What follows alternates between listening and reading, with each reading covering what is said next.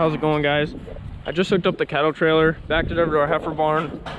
We have one animal that we want to sell today out of here. She's one that we had bred a few times, still not pregnant, and it's getting kind of big, so we're just gonna send her packing. It's at number 3 right there on the end. So we gotta get her in a headlock. I want to cut her ear tag off. We breed our heifers around 13 months old usually. Some a little before that if they're a good size. Every once in a while we'll have a heifer that's just not fertile, not able to get her pregnant. And if she doesn't get pregnant, she'll never have a calf. Won't be able to start milking. Get up on there. So we've been using these heat trackers for a couple months. They've been working out really well. I just had to cut that off there. I want to save that for the next animal. We got the heifer, now we got to go get a couple bull calves that we want to sell as well. 2 nice little Angus.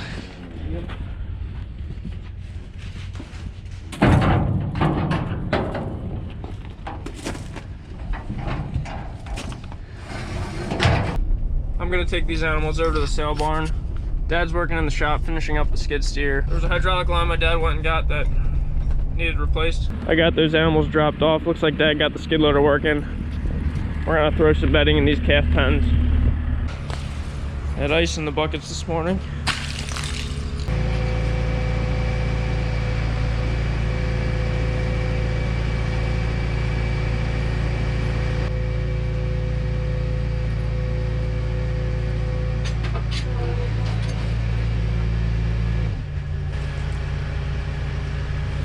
I just went and grabbed this box of vaccinations. My sister's golden doodle is running around here. She's not really supposed to be out here. We like to vaccinate a group of calves about a week before we're gonna move them out. Right now we're using this Pyramid 5 pre-sponse vaccine. Seems to help prevent pneumonia, help with the calf health a little bit with that transition. There's 9 animals we want to move out next week. Got 2 parts to mix together to activate the vaccine.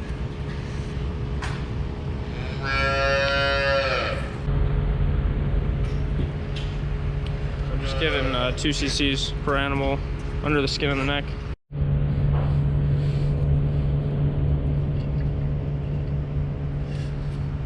You notice this water trough was leaking a little bit. It's right there. I'm gonna go turn that water line off. So take that apart a little bit. So here's the valves for the 4 watering troughs on this side of the barn. How about now? Now?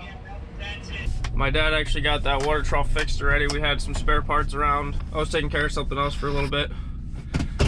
My lunch. We're gonna hook up our little flatbed trailer to the truck now. We have something we want to haul with it.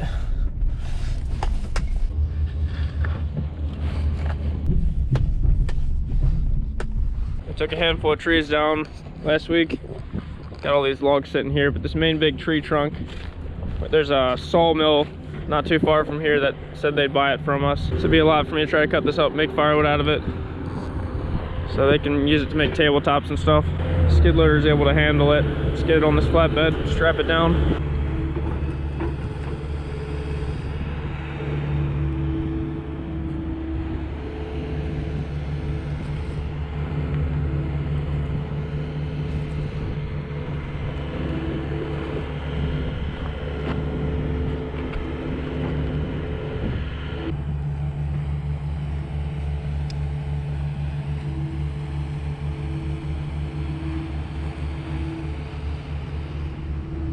I need to use a forklift. I don't know if you can pick it up. It's able to move it, but once you get it pick up, it starts tipping forward.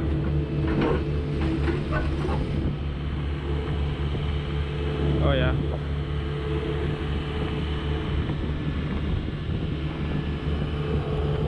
Keep coming a little bit.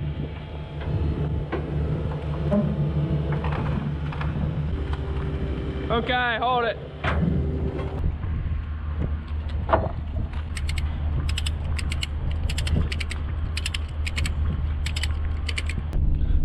Got it strapped down there pretty good. They should have a forklift there to just lift it off nice.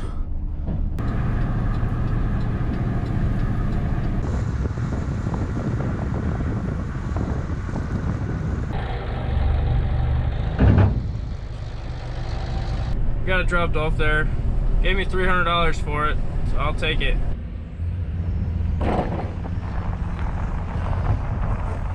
So as you can see here, we have our shaving skid loader back in the shop again.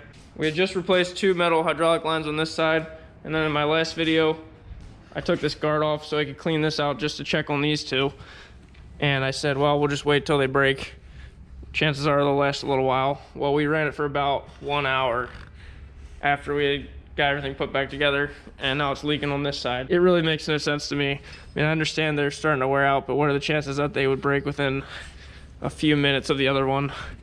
Unless me messing with it, cleaning it out is what weakened it a little bit or something. It's just one of these that's leaking. We're gonna replace both of them. This side's gonna be a little bit more difficult though, it seems like, because got some wiring that runs through this area. These lines are a pain because they have barely any flexibility. They fit down inside, around, down, underneath some stuff, and hook up right here. Dad got started here when I was taking that tree trunk over. These ends are loose. There's a bracket here that holds the lines. I gotta get that loose and try to get some of these wires out of the way.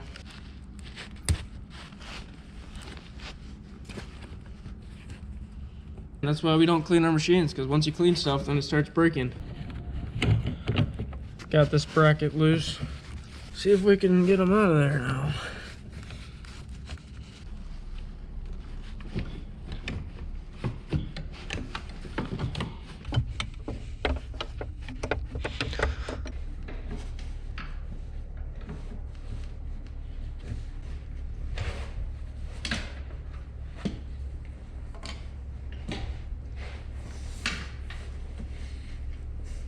I guess these were all rusting out at the exact same rate, so they all went bad the same week. I think they're $150 a piece or more. I'll run to the New Holland dealer, get a couple of these.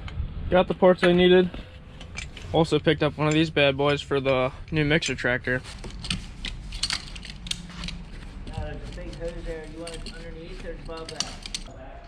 Okay. I think so. Yeah, they're right. Everything looks good. These 2 weren't as bad as the other 2 were to get inside.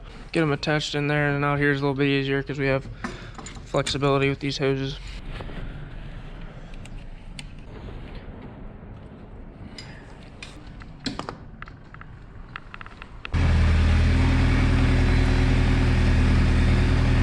Yeah, it looks good.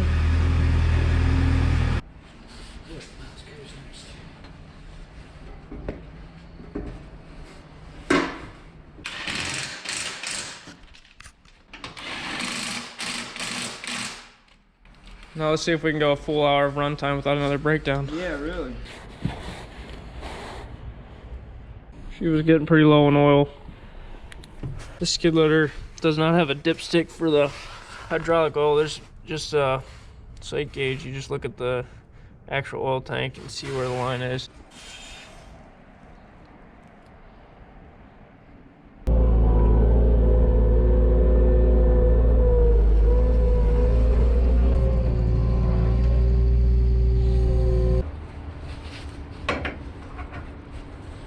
Before I mix feed for the cows, I wanted to throw this knob on the tractor. There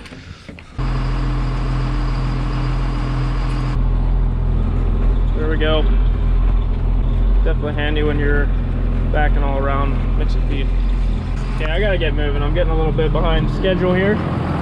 Appreciate you guys watching. See you in the next one.